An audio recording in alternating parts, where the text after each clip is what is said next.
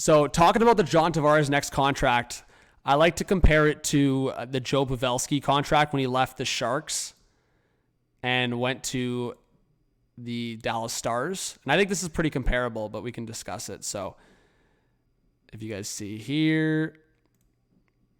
So Pavelski, when he left the Sharks, 3-year deal with the Stars for just in around $7 million. So John Tavares, as you guys can see, he is 33. So this time next year when he's eligible for the extension, I mean, we'll see what happens. But, I mean, he's a September baby. So by the time he actually signs, 34, and then by the time the contract actually kicks in, he might not be, well, he'll basically be turning 35. So you have to basically look at it as like he's 1 year ahead of Pavelski when he signed his contract, or at least in around the same. So if you're comparing it that way, I mean, Tavares could earn up to $7 million from his $11 million. So that's a $4 million discount. I don't think it's going to be that much. I think Tavares is going to take a bit of a discount. I've seen a lot of people think it's going to be as low as like $3 or $4 million per. I wouldn't go that far. I think somewhere between $4 and $6 million on somewhere of a 3 to 5 year term.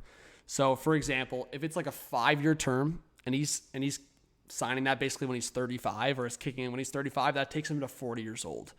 So if that's taking him to 40 years old, he's a Leaf for life. He's retiring a Leaf. I could see him signing for like, I don't know, Ryan O'Reilly just signed for $4.5 million, right? I could see it somewhere around there, like a 4.5 times 5, or maybe up to a 5 times 5. If he's going on the lower end of things, I could also see it being like a 3-year deal for $6 million, or a 4-year deal for $5.5 million. I really think that's where we're going to see Tavares. I think when you look at Tavares' career up to this point, I mean, he's been pretty consistent. Like you see the point per game, right? Even this year, as I'm recording this, 35 games, 32 points. Last year, 80 games, 80 points. The year before, 79 games, 76 points. The year before, 56 games, 50 points. 63 games, 60 points. And 82 games, 88 points. Over a point per game, 47 goals. That was his first season. But even now, I mean, right, 34 years old, or I guess technically still 33 years old, turning 34 in 2024. But 33 years old, and that's his number. So I think he's still going to be very productive. I think you got to be careful if you're the Leafs. I think if you limit it to 3 years, I'd be comfortable with signing him to $5 to $6 million per. But if you can put more years on the board, so like I said, up to 5 years on the board, and convince Tavares to sign under $5 million, like $4.5 million, those are some huge cap savings. And when you do sign Nylander and Marner to those long-term extensions, if you do, say you sign Marner for, I don't know, 11.5, you sign Nylander for 11.25 as it's being reported. That money that's being added to those contracts will be taken off and more from Tavares. And the salary cap will be going up. So you're actually adding cap in a way and hoping that Tavares at 36, 37 is still producing, say, 20 goals on a season, 50 plus points minimum, bare minimum.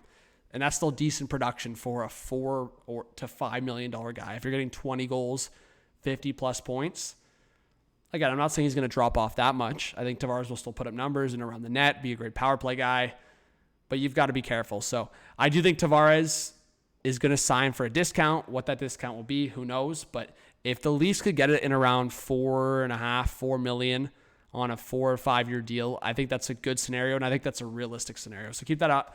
Keep an eye on that for Tavares. And like I said, just compare it to Pavelski. He signed that when he was 34, and he was going to a new team. So he was actually getting paid in the open market. This is nothing similar to that scenario. This is more just looking at the age and the contract comparable. So as I said, at the very least, Tavares will probably get 3 years with Toronto. And with that hometown discount, it'll be much lower than that 7. I would say absolute max $6 million for Tavares. So call me your thoughts, guys, but I think that's a good comparable in terms of the age and money.